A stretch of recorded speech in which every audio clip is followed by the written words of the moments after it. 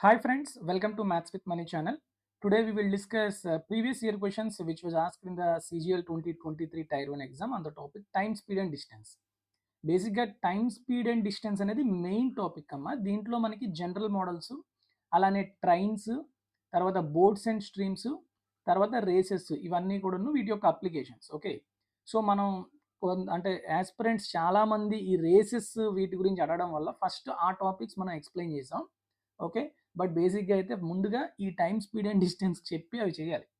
కానీ aspirants pressure వల్ల first అవి చేయడం జరిగింది. సో ఇప్పుడు మనం టైమ్ స్పీడ్ అండ్ డిస్టెన్స్లో జనరల్ మోడల్స్ ఎలా ఉంటాయి based on the general formula of distance equal to so speed into time or speed equal to distance by time అనే ఫార్ములా మీద ఎలా ఉంటాయో చూద్దాం.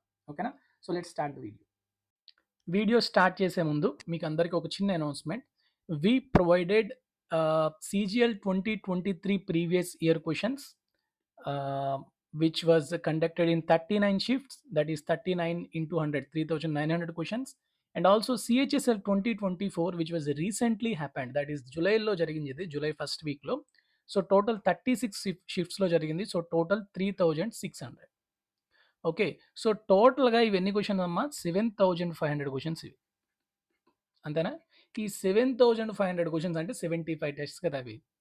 చాలామంది ఏం చేస్తారంటే, మీకు most of the coaching institutes కానీ ఎవరైనా అవ్వచ్చమ్మా, వాళ్ళు ఎంత బ్రాండెడ్ అయినా అవ్వచ్చు, వాళ్ళు ఏం చేస్తారంటే ఈ క్వశ్చన్స్నే వాళ్ళ మాక్ టెస్ట్లో రిపీట్ చేస్తారు.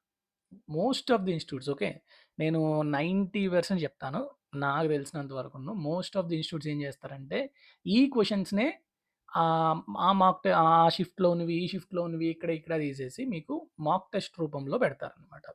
సో మాక్ టెస్ట్లో పెట్టి 75 టెస్ట్స్ పెట్టినప్పుడు ఎంత తీసుకుంటారు? డెఫినెట్గా చాలా ఎక్కువ తీసుకుంటారు. కానీ మనం we are providing at very very minimal amount. Okay, very minimal amount తీసుకుంటున్నాం. Okay, and here one thing I want to discuss, for CGL క్వశ్చన్స్కి ఆ ఫుల్ లెంత్ టెస్ట్తో పాటు టాపిక్ వైజ్ టెస్ట్, అంటే ఆ 3900 క్వశ్చన్స్ని టాపిక్ వైజ్ కూడా చేసి ఇవ్వడం జరిగింది. సో అట్లానే CHSL కూడాను ఇన్ ఫ్యూచర్ మనం చేసి ఈ కోర్స్లో పెడతాము. సో డెఫినెట్గా ఈ కోర్సెస్ అనేవి ఎవరైతే CGL ఇప్పుడు అపియర్ అవుతున్నారో వాళ్ళకి డెఫినెట్గా యూజ్ అవుతుంది. సార్ CGL ప్రిపేర్ అయ్యే వాళ్ళు CHSL ఎందుకు ప్రిపేర్ అవ్వాలి అనుకోవచ్చు. For tier 1 CGL, CHSL, MTS ఇవన్నీ కూడాను ఒకటే లెవెల్, పెద్దగా డిఫరెన్స్ ఏమి ఉండదు. కాబట్టి డెఫినెట్గా మీరు అన్ని మోడల్స్ కవర్ చేయాలంటే ఈ 75 టెస్ట్ రాశారనుకోండి, చాలా కవర్ అయిపోతాయి. ఓకేనా, so let's go back to the video. See the first one. Jahangir had to cover a distance of 90 kilometers in an hour. So first మనం క్వశ్చన్ని జాగ్రత్తగా అర్థం చేసుకోవాలి. ఏ అనే పాయింట్ నుంచి బి అనే పాయింట్కి ఫర్ సపోజ్ 90 కిలోమీటర్స్ డిస్టెన్స్ అనుకుందాం. దీన్ని 1 అవర్లో వాడు కవర్ చేయాలనుకుంటాడు. ఓకే, ఆడికి అది గోల్. ఇప్పుడు ఏమైందంట, డ్యూరింగ్ ద ఫస్ట్ 25 మినిట్స్ అంటే గంటలో మొదటి 25 నిమిషాలు, ఓకే, ఎంత స్పీడ్తో వెళ్ళాడంట? 15.2 మీటర్ పర్ సెకండ్ స్పీడ్తో వెళ్ళాడు. Okay, how many metres did Jahangir cover per second during the remaining period to reach his destination just on time? గంటలో 25 నిమిషాలు తీసేస్తే ఇంకా ఎంత ఉంటుందమ్మా? 35 నిమిషాలు. అంటే మిగతా జర్నీ ఈ సి నుంచి బికి 35 మినిట్స్లో కవర్ చేయాలి అంటే ఎంత స్పీడ్తో వెళ్ళాలి? వి అనే స్పీడ్తో వెళ్ళాలంటే ఎంత, వాల్యూ ఆఫ్ వి ఎంత అని అడుగుతున్నాను. వీటిని చాలామంది చాలా రకాలుగా చేస్తారు, అదేమి పెద్ద కష్టమేం కాదు. కానీ మనం దీన్ని ఎలా చేస్తామంటే త్రూ మిక్స్చర్స్ అండ్ ఎలిగేషన్స్లోని ఎలిగేషన్ బట్టి చేస్తాం. ఓకే, సో ఇక్కడ చూడండి, ఓవరాల్ స్పీడ్ అని చెప్పండి. ఫస్ట్ పార్ట్, ఇది ఫస్ట్ పార్ట్ అనుకుందాం, ఈ సెకండ్ పార్ట్ అనుకుందాం. టోటల్ పార్ట్ యొక్క స్పీడ్ 90 కిలోమీటర్స్ గంటలో, అంటే what is the overall speed? 90 kilometre per hour, అంతేనా? దాన్ని మీటర్ పెర్ సెకండ్లో మార్చాలి అంటే 90 into 5/18, 18 ones 18 5s, అంటే 25 మీటర్ పెర్ సెకండ్ అనేది ఓవరాల్ స్పీడ్ అమ్మా. ఓకే, ఫస్ట్ పార్ట్లోని ఎంత స్పీడ్తో వెళ్ళాడు? 15.2 స్పీడ్తో వెళ్ళాడు. సెకండ్ పార్ట్ స్పీడ్ మీరు కనుక్కోవాలి ఇప్పుడు. ఓకే, ఇప్పుడు కిందన మనకి ఏమొస్తుంది? మనం ఆల్రెడీ చెప్పుకున్నాం, ఎలిగేషన్స్లో చెప్పాము, తర్వాత స్పీడ్ అండ్ డిస్టెన్స్లో కూడా ఈ మోడల్స్ చెప్పాం. కిందన మనం టైం పీరియడ్స్ రాసుకోవాలి. ఎంత టైం పీరియడ్? మొదటిది 25 మినిట్స్లో కవర్ చేస్తున్నాడు, సెకండ్ ఇది 35 మినిట్స్లో కవర్ చేస్తున్నాడు. So tell me the ratio. 5 5s 5 7s, 5:7. పైన ఎలిగేషన్స్ అప్లై చేయండి. 25 - 15.2 అంటే ఎంతమ్మా? It is equal to 5. 16 అంటే 4 9.8 అంతేనా? ఓకే. ఇప్పుడు ఈ 7 పార్ట్స్ 9.8ని రిప్రజెంట్ చేస్తుందంటే ఎంత మల్టిప్లికేషన్ ఫ్యాక్టర్? 1.4. సో అప్పుడు 5 పార్ట్స్ ఎంత రిప్రజెంట్ చేస్తుంది? 5 + 1 5 × 1.4 అంటే 7. So now tell me what is this value? It is equal to 25 + 7. 25 + 7 అంటే ఎంతమ్మా? 32. సో 32 మీటర్ పర్ సెకండ్తో వెళ్ళాలి. So this is the correct answer. So మీరు ఈ క్వశ్చన్ని ఇలానే చేయాలి అని లేదమ్మా, జనరల్ మెథడ్లో కూడా చేసుకోవాలంటే చేసుకోవచ్చు. కానీ అవన్నీ జనరల్ మెథడ్స్ ఎప్పుడు మనం నేర్చుకోవాలి అంటే కాన్సెప్ట్ తెలుసుకునేటప్పుడు మాత్రమే తెలుసుకోవాలి. బట్ ఎగ్జామ్లో మీరు ఎలిగేషన్స్ మెథడ్ చేయడం వల్ల ఇంకా ఫాస్ట్గా చేసుకోవచ్చు. కాబట్టి after completion of classes of concept తర్వాత ప్రాక్టీస్ అయిపోయాక మీరు ఎగ్జామ్లో ఎలా చేసుకోవాలి అనేది మనం ఇప్పుడు ఈ క్వశ్చన్స్ ఎక్స్ప్లెనేషన్లో చెప్పుకుంటాం. కాబట్టి నేను మెథడ్స్ అన్నీ చెప్పను, ఈ మెథడే ఫాలో అయితే చాలా మంచిది. ఓకేనా? సో మీకు మిగతా మెథడ్స్ కూడా తెలుసుకోవాలంటే మన క్లాసెస్లో మనం క్లియర్ కట్ ఎక్స్ప్లెనేషన్ అనేది ఉంటుంది. Okay, so let's go to the second one. Man is walking at a speed of 14 km/h. After every kilometer, he takes rest for 7 minutes. How much time will he take to cover a distance of 7 kilometers? చూడండి, suppose మీకు example చెప్తున్నాను చూడండి. ఒక మనిషి ఒక 3 kilometres నడవాలనుకున్నాడు అనుకోండి. Okay, ఇది 3 parts చేశాను. ఇది 1 కిలోమీటర్, ఇది 1 కిలోమీటర్, ఇది 1 కిలోమీటర్. ఓకే, ప్రతి కిలోమీటర్ దగ్గర ఒక 7 నిమిషాలు రెస్ట్ తీసుకుంటున్నాడు. అంటే ఇక్కడ స్టార్ట్ అయ్యాడు, ఓకే 10కి స్టార్ట్ అయ్యాడు అనుకుందాం. ఓకే, గంటలోని ఈ నెక్స్ట్ కిలోమీటర్కి వచ్చాడు అనుకుందాం. అంటే ఇక్కడ 11 అయ్యింది, గంట అయిపోయింది 1 కిలోమీటర్ నడిచాక. తర్వాత 7 నిమిషాలు రెస్ట్ తీసుకున్నాడు. అంటే ఇప్పుడు ఇక్కడ ఎంతకి స్టార్ట్ అవుతాడు? 11:07కి స్టార్ట్ అవుతాడు, అంతేనా? మళ్ళీ గంటలో ఇక్కడికి వచ్చాడంటే 12:07. కానీ ఇక్కడ 7 నిమిషాలు రెస్ట్ తీసుకున్నాడు అంటే 12:14 మళ్ళీ ఇక్కడ స్టార్ట్ అవుతాడు. సో బై 3 కిలోమీటర్స్ కంప్లీట్ అవ్వడానికి ఎంత టైం పడుతుంది? 01:14 PMకి రీచ్ అవుతాడు, అంతేనా? సో 12:10 AM స్టార్ట్ అయినాడు. 3 కిలోమీటర్స్ తర్వాత ఎంత టైం పడుతుందంటే గంటకి 1 కిలోమీటర్ కనుక నడిచే స్పీడ్తో వెళ్తే 1:14 PMకి వీడు రీచ్ అవుతాడు. ఇక్కడ మీరు ఏ విధంగా చేస్తున్నాం? ప్రతి కిలోమీటర్కి గంట పడుతుంది. సో 3 కిలోమీటర్లు కాబట్టి ఖచ్చితంగా 3 hours పడుతుంది. తర్వాత ఇక్కడ రెస్టింగ్ పాయింట్స్ ఎన్ని ఉన్నాయి? 3 కిలోమీటర్లకు ఎన్ని రెస్టింగ్ పాయింట్స్ వస్తాయి? 3 - 1 2. సో ఒక్కొక్క దానికి రెస్టింగ్ పాయింట్ ఎంతమ్మా? 7 నిమిషాలు. సో 2 × 7 అంటే 14. సో ఓవరాల్గా 10కి బయలుదేరినోడు ఎంత టైం పడుతుంది? 3 hours 2 × 7 14 minutes. So 3 hours 14 minutes తర్వాత అంటే 10కి 3 hours 14 minutes అంటే ఎంత పడుతుందమ్మా? 1 hour 14 minutes అంటే 1 hour 14 PMకి రీచ్ అవుతాడు అనేది కాన్సెప్ట్ ఇక్కడ. ఇలా ఎందుకు చెప్పానంటే ఇలాంటి క్వశ్చన్స్ మీకు ఎగ్జామ్లో చాలా ఇచ్చాడనమాట. సో మీకు ఈ కాన్సెప్ట్ తెలిసిందనుకోండి, ఆ క్వశ్చన్ చూడగానే కొంచెం ఫాస్ట్గా మీరు చేయొచ్చు. ఓకేనా? So now we will go to this question, main క్వశ్చన్కి వెళ్దాం. ఓకే, సో ఇవన్నీ నేనేం బొమ్మలు ఇంకేం గీయను, డైరెక్ట్గా చెప్తాను చూడండి. స్పీడ్ ఎంత ఇచ్చాడు? 14 km/h. ఎవ్రీ కిలోమీటర్ ఈ takes for rest 7 minutes. 7 kilometres గంటకి 14 కిలోమీటర్లు వెళ్ళేవాడికి 7 కిలోమీటర్లు వెళ్ళాలంటే ఎంత టైం పడుతుందమ్మా? ½ an hour పడుతుంది, 13 minutes పడుతుంది. Yes, okay. నెక్స్ట్, ఇప్పుడు వాడు ప్రతి కిలోమీటర్కి రెస్ట్ తీసుకుంటున్నాడు. 7 కిలోమీటర్లకి అప్పుడు రెస్టింగ్ పాయింట్స్ ఎన్ని అవుతాయి? 7 - 1 6. ప్రతి రెస్టింగ్ పాయింట్ దగ్గర ఎన్ని మినిట్స్ తీసుకుంటున్నాడు? 7 minutes. So total rest time ఎంత? 6 × 7 42. 30 + 42 అంటే 72 minutes. కానీ వాడు అవర్స్లో అడిగాడు. 72 minutes అంటే ఎంతమ్మా? 1 hour 12 minutes. 12 minutes అంటే 12/60 అంటే 1 hour 1/5 hours. 1/5 ఎక్కడుంది? Option A. ఓకేనా? ఇలాంటి క్వశ్చన్ ఇంకోటి కూడా ఉంటుంది, దానికి మీకు ఈజీగా తెలిసిపోతుంది, ఇది మీకు అర్థమైతే. క్లియర్?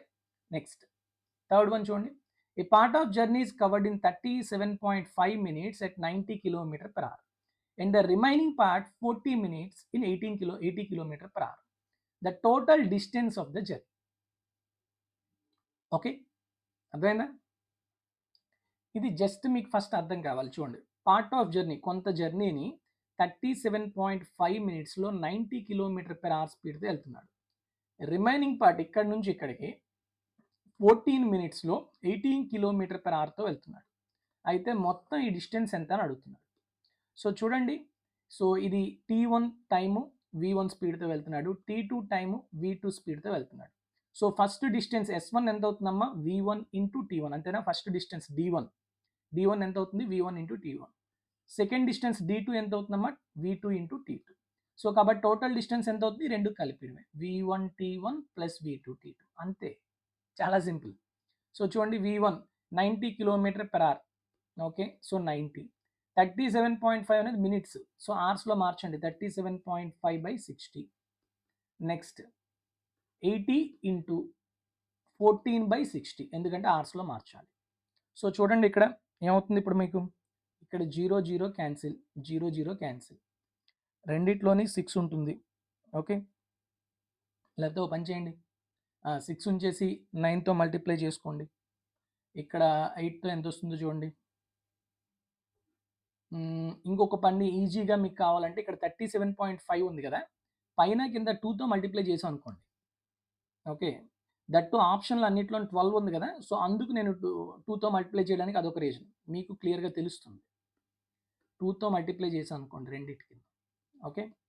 ఇప్పుడు చెప్పండి, 37.5 ఇంటూ 2 అంటే 75, అంతేనా.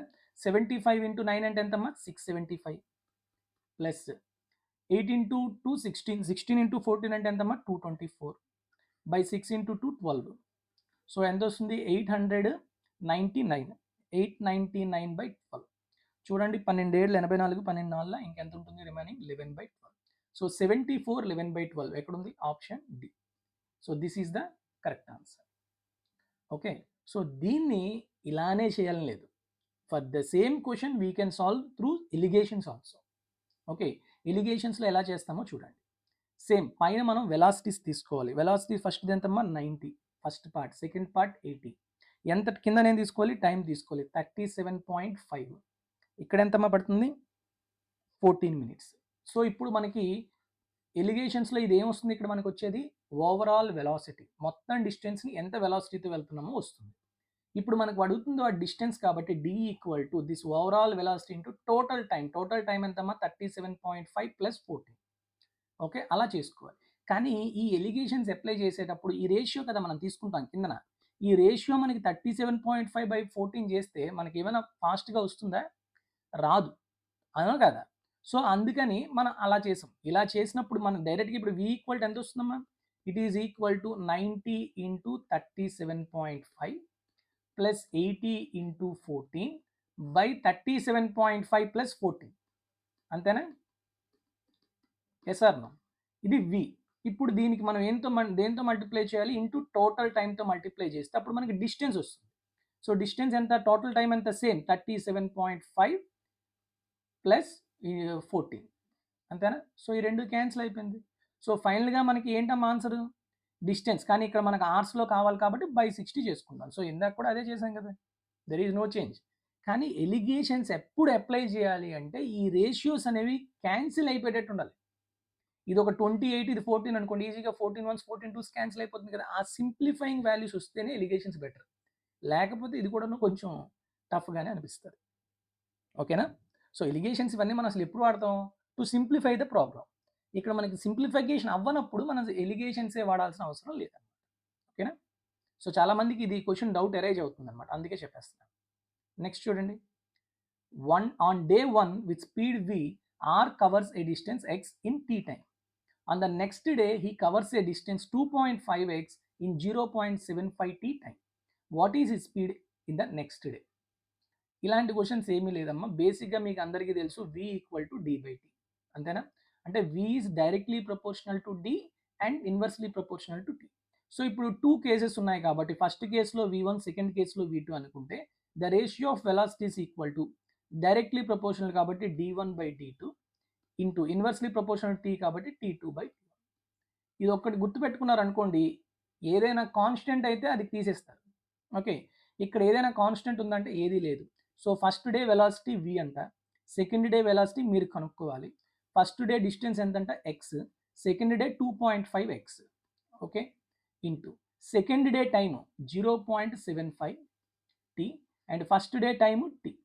జస్ట్ క్యాలిక్యులేషన్ అంతే, xx tt క్యాన్సిల్ అయిపోయింది. ఇది ఎంత వస్తుందమ్మా, 25 1s 23, కానీ ఇక్కడ 25.3, అంతేనా. సో 0.3 అంటే 3/10. సో కాబట్టి v2 ఎంత అవుతుందమ్మా ఇప్పుడు చెప్పండి, 10/3 into v. So option B is the correct answer, that's it, okay. Next 5th one చూడండి.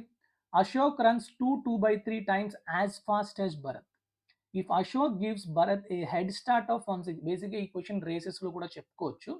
ఓకే, కానీ ఇక్కడ రేస్ అనేది పదం రాలేదు కాబట్టి మనం చెప్పలేదు అంతే. హెడ్ స్టార్ట్ అంటే మీనింగ్ ఏంటి అంటే Ashok gives Bharat a head start of 160 metre అంటే అశోక్, ఇప్పుడు ఇది పాయింట్ అనుకోండి, ఇది స్టార్టింగ్ పాయింట్, ఇది ఎండింగ్ పాయింట్ అనుకోండి. అశోక్ ఇక్కడే ఉంటాడు, భరత్ మాత్రం ఇక్కడ ఉంటాడు 160 మీటర్స్ ముందు.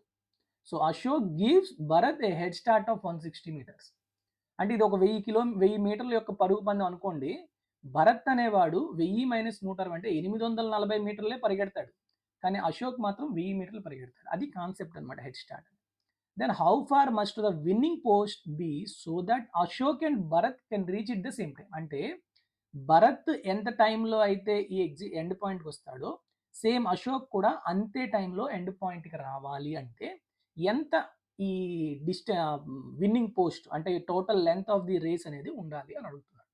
ఓకే, ఇప్పుడు చూడండి, భరత్ అనేవాడు ఎండ్ పాయింట్కి టీ టైం పడితే అశోక్ అనేవాడు కూడా ఆ ఎండ్ పాయింట్కి టీఎన్ టైం పట్టాలి. సో ఇద్దరి మధ్యన కొంత డిస్టెన్స్ ఉంది. స్టిల్ వాళ్ళిద్దరూ సేమ్ టైం రీచ్ అవ్వాలి అంటే డెఫినెట్లీ అశోక్ కొంచెం ఫాస్ట్గా పరిగెత్తాలి. వాడు అందుకే అంటున్నాడు Ashok runs 2/3 times as fast as Bharat. అంటే Ashok velocity equal to 8/3 times Bharat. Yes, so కాబట్టి ఇప్పుడు Ashok speed to Bharat speed ఎంత అవుతుందమ్మా? 8/3, అంతేనా? ఇప్పుడు టైం కాన్స్టెంట్ కాబట్టి ఇద్దరు సేమ్ టైం రీచ్ అవుతున్నారు, టైం కాన్స్టెంట్. సో v = d/tలో టైం కాన్స్టెంట్ అంటే v is directly proportional to d. అంటే అశోక్ భరత్ యొక్క వెలాసిటీ రేషియో 8/3 అయినప్పుడు డిస్టెన్స్ రేషియో కూడా 8/3నే. అంటే అశోక్ 8 కిలోమీటర్ ప్రయాణిస్తే భరత్ 3 కిలోమీటర్లే ప్రయాణిస్తాడు. సో అశోక్ భరత్ కన్నా ఎన్ని కిలోమీటర్లు ఎక్కువ ప్రయాణిస్తున్నాడు? 5 కిలోమీటర్లు. అవునా? 5 parts. ఈ 5 parts ఎంత ఇచ్చాడు? 160 మీటర్స్ ఇచ్చాడు. అవునా కదా? Yes sir no?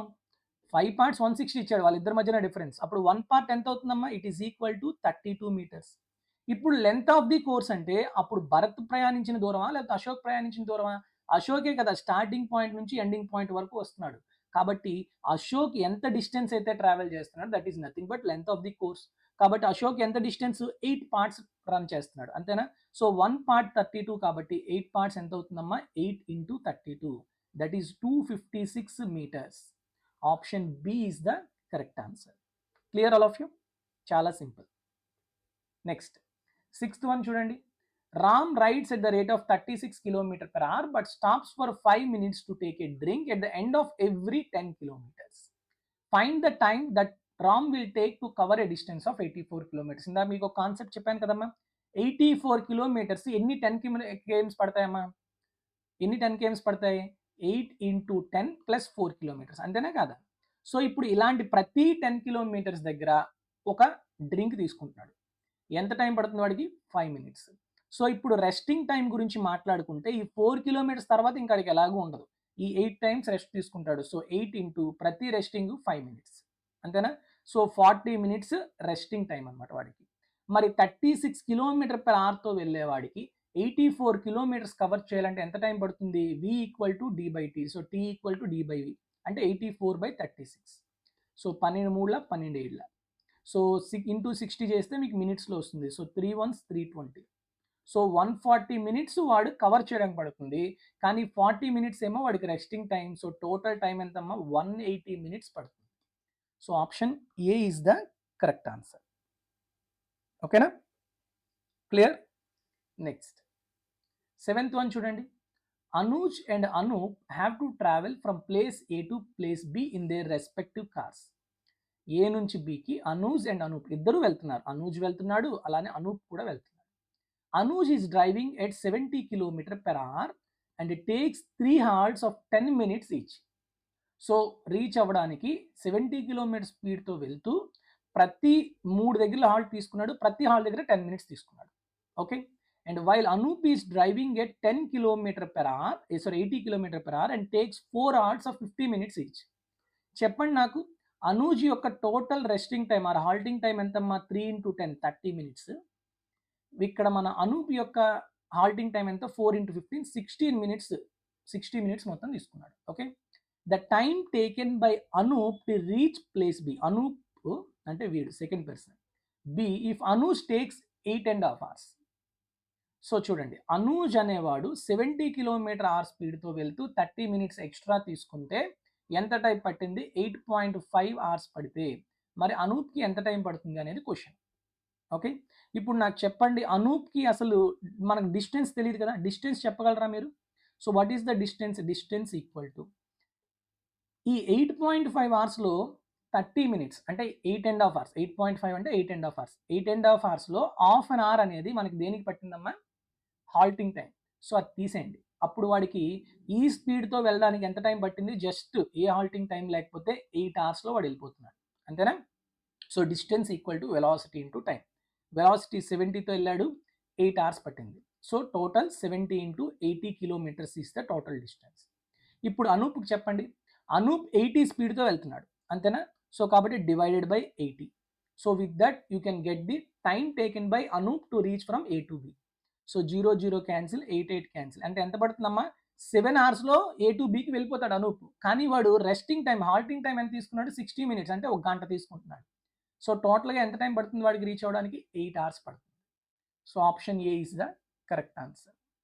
Okay, next 8th one చూడండి. Raghav covers a distance of 3,300 meters in 45 minutes. What is his speed in km/h? So kilometers, very simple. V equal to ఏంటమ్మా? Distance by time. Distance 3,300 meters కాబట్టి 3.3 kilometers. 45 minutes అంటే అవర్స్లో రాయండి. 45/60. చెప్పండి, 15 3 15 4 3 1s 3 1.1. So 1.1 into 4 అంటే 4.4 km/h. Okay, next question. The distance between two towns is covered in 7 hours and 30 minutes, అంటే 7.5 hours at the speed of 72 km/h. The time saved if the speed is increased by 25%. అంటే question కరెక్ట్గా అర్థం చేయండి. Distance ఒక city నుంచి ఇంకో టౌన్కి వెళ్తున్నాడు, ఓకే. సో ముందుసారి కానీ తర్వాత స్పీడ్ పెరిగినా కానీ డిస్టెన్స్ ఏం మారట్లేదు, ఓకేనా. సో V ఈక్వల్ టు D/Tలో ఏం కాన్స్టెంట్? D constant. సో ఇప్పుడు V is inversely proportional to time, అంతేనా. So first initial case, final case అనుకుందాం. ఓకే, వెలాసిటీ చెప్పండి. 25% ఇంక్రీజ్ అయిందంట, అంటే 25% అంటే ఎంతమ్మా? 1/4, అవునా. సో ఇనీషియల్గా 4 ఉండేది, ఇప్పుడు 1 ఇంక్రీజ్ అయింది, 5 అయ్యింది. So the velocity at the speeds ratio is 4:5. నా టైమ్స్ రేషియో ఏమవుతుందమ్మా? 5:4, అంతేనా, రివర్స్ అవుతుంది. సో ఇప్పుడు ఏమంటున్నాడంటే ఇనీషియల్గా టైం 5 hours తీసుకుంటే, 5 parts తీసుకుంటే ఇప్పుడు 4 hours తీసుకుంటున్నాడు.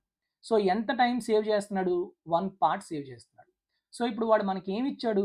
ఇనీషియల్ టైం ఇచ్చాడు, ఎంత? 7 hours 30 minutes. అంటే 7 hours అంటే 420 + 30 అంటే 450 minutes ఇచ్చాడు ఇనీషియల్ టైం, ఓకే.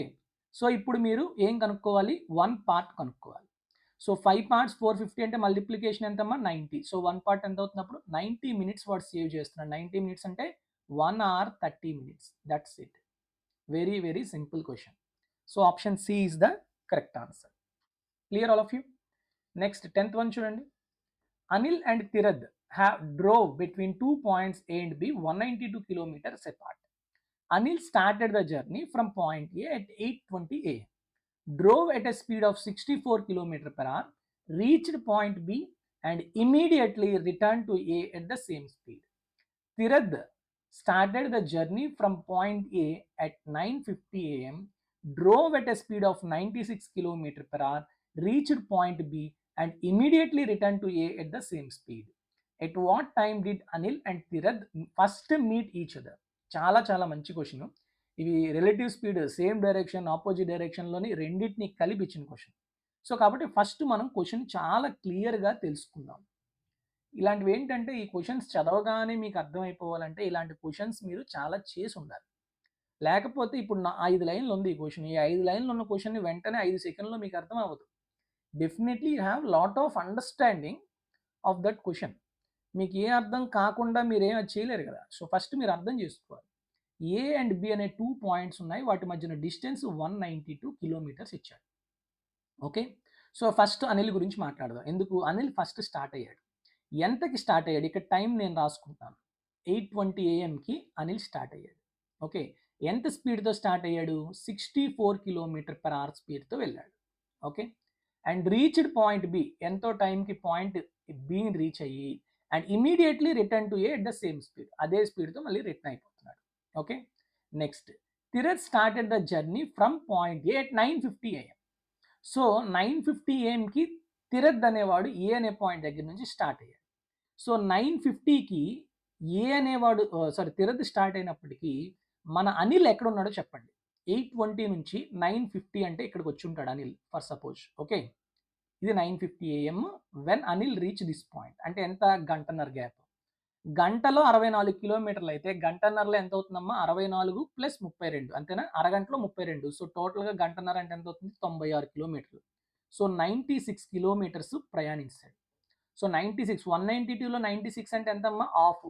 కాబట్టి మనం మిడిల్లో పెట్టుకోవచ్చు, అంటే మిడ్ పాయింట్కి రీచ్ అయ్యాడు. సో కాబట్టి నేను ఇక్కడ మిడ్ పాయింట్ రీచ్ చేస్తాను, ఇక్కడికి వచ్చాడు. 9:50 AMకి అనిల్ ఇక్కడికి రీచ్ అయ్యాడు. ఓకే, ఇంకా వాడికి ఇంకా సగం డిస్టెన్స్ ఉంది బీకి రీచ్ అవ్వడానికి, ఇంకా రీచ్ అవ్వలేదు. ఓకే, సో ఇప్పుడు 9:50కి తిరత్ ఇక్కడ స్టార్ట్ అయ్యాడు. తిరత్ గ్రీన్ కలర్లో రాస్తున్నాను. ఓకే, 9:50కి ఇక్కడ తిరత్ స్టార్ట్ అయ్యాడు. Drove at a speed of 96 km/h. So Tirath ఎలా స్పీడ్తో వెళ్తున్నాడు, 96 km/h స్పీడ్తో వెళ్తున్నాడు. ఓకే, ఇప్పుడు చూడండి, and reached point B and immediately return to A at the same speed. ఇప్పుడు మీరు ఇక్కడ చేయాల్సింది ఏంటి అంటే 9:50 కదా ఇక్కడికి అయింది, 9:50కి మనోడు స్టార్ట్ అయ్యాడు. ఇప్పుడు ఇద్దరి మధ్య డిస్టెన్స్ ఎంత, 96 కిలోమీటర్స్. కాబట్టి టైమ్ ఆఫ్ మీటింగ్ అంటే చాలామంది ఏం చేస్తారు, ఇప్పుడు మీకు అందరికీ తెలుసు, ఇక్కడ నుంచి ఒకడు స్టార్ట్ అయ్యాడు, ఇంకో అబ్బాయి ఇక్కడ నుంచి స్టార్ట్ అయ్యాడు. వీళ్ళిద్దరి మధ్యన డిస్టెన్స్ ఫర్ సపోజ్ డి అయితే వీళ్ళిద్దరు వెలాసిటీ v1 v2 అనుకుంటే the time of meeting t equal to d by relative speed. Same direction కాబట్టి v1 డిఫరెన్స్ v2 అని చేస్తాం. కానీ ఇక్కడ మనం అలా చేయలేము. ఎందుకు చేయలేము అంటే వీడు వెళ్ళి, అంటే ఈ అనిల్ అనేవాడు వెళ్ళి రిటర్న్ అయిపోతున్నాడు. అలా తిన్నగా వెళ్ళిపోవట్లేదు కదా, బీకి ఇంకా అలా ముందుకు వెళ్ళిపోవట్లేదు, బీకి వెళ్ళి రిటర్న్ అయిపోతున్నాడు. సో ఇప్పుడు ఈ తిరత్ ఇక్కడ ఎక్కడికి ఇలా వస్తున్నప్పుడు మేబీ అనిల్ ఇలా వెళ్ళి రిటర్న్ అయిపోయాడు అనుకోండి, అప్పుడు మనం ఇందాక వేస్తున్న ఫార్ములా కరెక్ట్ కాదనమాట. సో అందుకని ఇక్కడ కాన్సెప్ట్ మీకు తెలుసుకోవాలి. సో 9:50 కదా, సో ఆప్షన్స్లో ఎలా ఉన్నాయి చూడండి, అన్నీ 11 o'clock నుంచి ఉన్నాయి కదా, అవునా కదా. సో కాబట్టి నేను ఏం చేస్తానంటే అన్ని 11:20 తర్వాత ఉన్నాయి కదా, ఇప్పుడు 9:50కి ఒక గంటన్నర తర్వాత చూసుకున్నాను అనుకోండి. 9:50కి గంటన్నర అంటే ఎంతమ్మా, ఆఫ్టర్ 1.5 hour ఎంత అవుతుంది, 11:20 అవుతుంది, అవునా. అన్నీ 11:20 తర్వాతే ఉన్నాయి కదా. సో కాబట్టి గంటన్నర తర్వాత అసలు అనిల్ ఎక్కడున్నాడు, తిరత్ ఎక్కడున్నాడో చూద్దాం. ఓకే, సో డెఫినెట్గా ఆల్రెడీ అనిల్ గంటన్నరలోని మిడ్ పాయింట్కి వచ్చాడు. ఓకే, సో కాబట్టి మిగతా డిస్టెన్స్ కవర్ అవ్వడానికి 1.5 hour పడుతుంది. అంటే 11:20కి అనిల్ ఇక్కడికి వచ్చేస్తాడు. ఎక్కడికి వస్తాడు, బి అనే పాయింట్ దగ్గరికి 11:20కి రీచ్ అయిపోతాడు అనిల్. మరి తిరత్ పాయింట్ పరిస్థితి ఏంటమ్మా, తిరత్ గంటకి 96 kilometers ప్రయాణిస్తున్నాడు. మరి గంటన్నరలో ఎంత అవుతుంది, 96 ప్లస్ హాఫ్ ఆఫ్ దిస్ అంటే 48. అంటే ఎంత అవుతుంది, 8 14 144. 144 కిలోమీటర్లు అంటే ఇక్కడ ఎక్కడికో వచ్చాడు. ఓకే, ఈ పార్ట్కి ఎక్కడికో వచ్చాడు అనుకుందాం 11:20కి. ఓకే, ఇప్పుడు చూడండి, ఇక్కడికి 144 kilometers ప్రయాణించాడు. ఓకే, ఇప్పుడు రిమైనింగ్ డిస్టెన్స్ చెప్పగలరా నాకు, 192 - 144 అంటే ఎంతమ్మా, 192 - 144 అంటే 48. ఎస్, సో ఇంకా 48 kilometers ప్రయాణించాలి. ఎవరు, తిరత్. ఇక్కడ తిరత్ ఉన్నాడు, బి అనే పాయింట్ దగ్గర అనిల్ ఉన్నాడు. ఇప్పుడు అనిల్ ఏమైపోతున్నాడు, ఇటు రిటర్న్ అవుతున్నాడు, ఇటువైపు వస్తున్నాడు, తిరత్ ఇటు వెళ్తున్నాడు. వీళ్ళిద్దరి మధ్యన distance 48 kilometers. Time of meeting మీరు చెప్పాలి. Very simple. తిరత్ ఇక్కడ 11:20కి ఇక్కడ ఉన్నాడు, అనిల్ 11:20కి ఇక్కడ ఉన్నాడు. ఇప్పుడు మనం ఇందాక చేయాల్సిన కాన్సెప్ట్ చేసుకుంటాం. ఏంటమ్మా అది, so now there are 2 points X, ఇక్కడ బి అనుకుందాం. ఇద్దరి మధ్యన డిస్టెన్స్ 48 kilometers. తిరత్ ఏమో 96 km/h స్పీడ్తో వెళ్తున్నాడు. ఓకే, అనిల్ ఇటు రిటర్న్ అయిపోతున్నాడు కదా, ఎంత స్పీడ్తోని, 64 km/h స్పీడ్తో ఇటు వచ్చేస్తున్నాడు. So time of meeting T equal to distance between them and relative speed. ఇద్దరు ఆపోజిట్ డైరెక్షన్ వెళ్తున్నారు కాబట్టి v1 + v2. So tea equal ఎంత అవుతుందమ్మా, 48 by v1 + v2, అంతేనా. సో 96 + 48, 48 64, 1 minute అమ్మా, 64 కదా.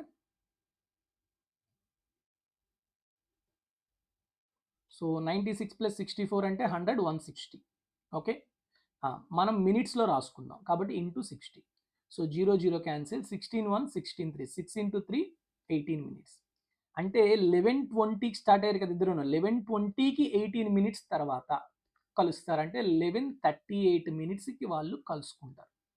సో ఆన్సర్ ఎంత వస్తుందమ్మా? 11:38. సో ఈ విధంగానే చేసుకోవాలి. వీటికి షార్ట్ ట్రిక్స్ ఉండవు. You have to understand the question first and you have to understand how to draw the diagram or how to draw the flow chart. So ఎట్లా, ఎక్కడున్నారు, ఏంటి, ఏం చేస్తున్నారు, వాళ్ళు ఎక్కడ మీట్ అవుతారు. అంతేగాని వీటికి డైరెక్ట్ ఫార్ములాస్, వీళ్ళు ఎంత టైం స్టార్ట్ చేశారు, ఈ టైంకి ఇక్కడ ఉన్నాడు, సో కాబట్టి డైరెక్ట్గా నేను వేసేస్తానంటే అది కుదరదు, తప్పు వచ్చేస్తుంది ఆన్సర్. ఓకేనా? I hope all of you understand this question. Very, very important question it is. Okay, so let's go to the next one. 11th, two men walk from a place at speeds 9 km per hour and 12 km per hour respectively. The first man takes 20 minutes more than the second one to cover the journey. Find the distance of the journey. ఇక్కడ చూడండి, ఇద్దరు different స్పీడ్స్తో వెళ్ళారు, కానీ ఇద్దరు కూడా same డిస్టెన్స్ని cover చేస్తున్నారు. Okay, so ఒకటికి కొంత ఎక్కువ టైం పట్టింది ఎందుకంటే స్పీడ్ తక్కువ ఉంది కదా, అందుకని. అంటే ఇప్పుడు డిస్టెన్స్ కాన్స్టెంట్ కాబట్టి v is inversely proportional to time. So first tell me the velocity of ఇద్దరు పర్సన్స్ ఏ అండ్ బి అనుకుందాం. వెలాసిటీ రేషియో చెప్పండి, ఒకటిది 9 ఇంకోటిది 12 అంటే రేషియో ఆఫ్ వెలాసిటీ ఇస్ 3 3 3 4. మరి టైమ్స్ ఏమవుతుంది? రివర్స్ అవుతుంది, అంటే 4:3. అంటే ఒకడు 4 గంటలు తీసుకుంటే ఇంకోటి 3 గంటలు తీసుకుంటాడు. ఎంత తక్కువ తీసుకుంటున్నాడు? 1 గంట తీసుకుంటున్నాడు. ఈ వన్ పార్ట్ వాడు ఎంత ఇచ్చాడు? 20 మినిట్స్ అన్నాడు. ఓకే, ఇప్పుడు మీకు ఏం కావాలి? ఎవరిదో ఒకరు తీసుకోండి, 4 పార్ట్స్ అనుకుందాం. 1 పార్ట్ 20 మినిట్స్ అంటే 4 పార్ట్స్ ఎంత అవుతుందమ్మా? 80 మినిట్స్. అంతేనా? Clear all of you? So అంటే ఏ అనేవాడు 9 km/h స్పీడ్తో వెళ్తున్నాడు, వాడు 80 మినిట్స్ తీసుకుంటున్నాడు. So what is the distance? d equal to velocity 9 into 80 minutes 60/60 చేస్తే అవర్స్లో వస్తుంది. సో ఎంత వస్తుందమ్మా? 23 24 అండ్ 3 1 3 3 12 కిలోమీటర్స్. లేదు మీరు బి గురించి మాట్లాడుకుంటే 1 పార్ట్ 20 కాబట్టి 3 పార్ట్స్ ఎంత అవుతుంది? 60 మినిట్స్ అవుతుంది. అంటే బి అనేవాడు 12 km/h స్పీడ్తో వెళ్తే 60 మినిట్స్ టైం తీసుకున్నాడు. 60 మినిట్స్ అంటే 1 kilometre 1 hour. So distance d equal to velocity into time. Velocity 12, 60 minutes అంటే 1 అవర్. So 12 into 1 12 kilometres. ఏది తీసుకున్నా కూడా ఆన్సర్ ఒకటే వస్తుంది. ఓకే, నెక్స్ట్ 12th వన్ చూడండి. An airplane travels 5 times as fast as bus. If the bus covers 60 kilometers in 80 minutes, then what distance will the aeroplane covers in 25 minutes? So చూడండి ఇక్కడ ఇది కూడా చాలా సింపుల్, ఏం లేదు, v ఈక్వల్ టు d/t, అది ఒక్కటే. సో వెలాసిటీ ఆఫ్ ఏరోప్లేన్ అంట 5 times as fast as bus. So tell మీద అంటే ఇప్పుడు నేను velocity of aeroplane by velocity of bus is equal to distance traveled by aeroplane by distance traveled by bus into inverse ratio of times, అంటే time traveled in bus by time traveled in aeroplane. వాడు ఇప్పుడు ఏం అడుగుతున్నాడు చెప్పండి? Then what distance will aeroplane covers in 25 minutes, అంటే ఇది అడుగుతున్నాడు, DA అడుగుతున్నాడు. ఓకే, ఇప్పుడు చూడండి, velocity of aeroplane to velocity of bus ratio ఎంత? 5:1. డిఏ మీరు కనుక్కోవాలి. డిబి ఎంత బస్ కవర్ చేసింది? 60 కిలోమీటర్స్. ఓకే, 80 మినిట్స్లో, అంటే టీబీ కదా, 80 మినిట్స్లో కవర్ చేసింది. Then what distance will aeroplane in 25 minutes? 25 minutes time in for aeroplane. Okay, so కాబట్టి ఏవే క్యాన్సిల్ అవుతాయి చూడండి, 23s 24s. ఓకేనా?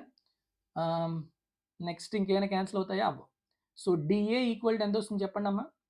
25 into 3 75. 75 into 5 that is 375 divided by ఇక్కడ 4 ఉంది కదా, 4 అంటే ఎంత వస్తుంది? 4 9s 4 3s 0.75 కిలోమీటర్స్. సో 93.75 ఎక్కడ ఉంది? Option B is the correct answer. ఓకేనా? Next 13 The force in pounds force needed to keep a car from skidding on a curve varies directly with the weight of the car and the square of its speed. అంటే force అనేదంట directly proportional to weight and the square of its speed, అంటే it is also directly proportional to square of the speed and inversely with the radius r square కదా, r inversely with r. సో ఇది వాడు ఇచ్చేది.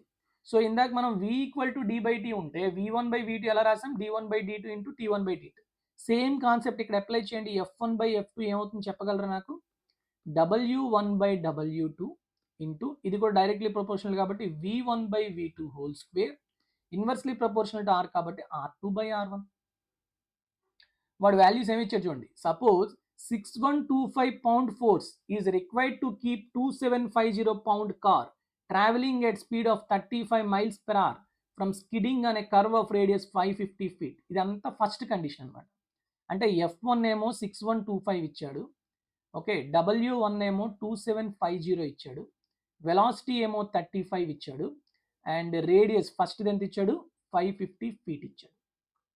Okay, second కండిషన్లో ఏమి ఇచ్చాడు చూడండి, how much pound force F2 అడుగుతున్నాడు. Okay, is required to keep a 3600 pound car, weight ఎంత ఇచ్చాడు 3600, travelling at a speed of 50 from skidding on a curve of radius 750, R2 750. ఇక్కడ మీరు హోల్ స్క్వేర్ చేయాలి, స్క్వేర్ ఉంది కదా, దట్స్ ఇట్. ఈ equation solve చేస్తే మీకు ఆన్సర్ వచ్చేస్తుంది, అంతకుమించి ఏం లేదు.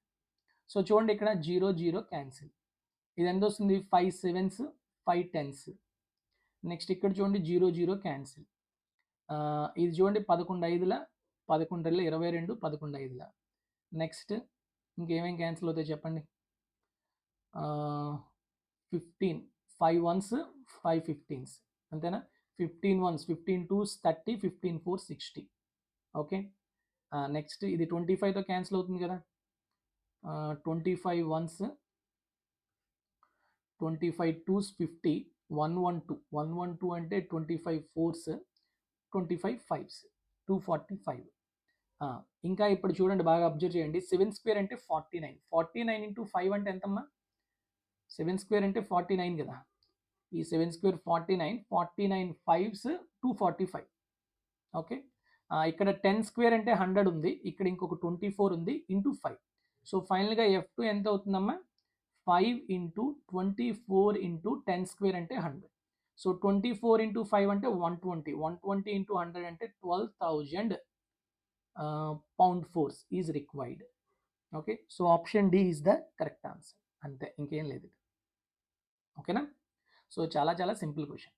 సో జస్ట్ మీకు ప్రపోర్షనాలిటీ అనేది క్లియర్గా తెలిస్తే ఆన్సర్ చేసేయచ్చు. ఓకే, సో బేసిక్గా మనకి టైమ్ స్పీడ్ డిస్టెన్స్ అనేది చాలా క్వశ్చన్స్ వచ్చాయి.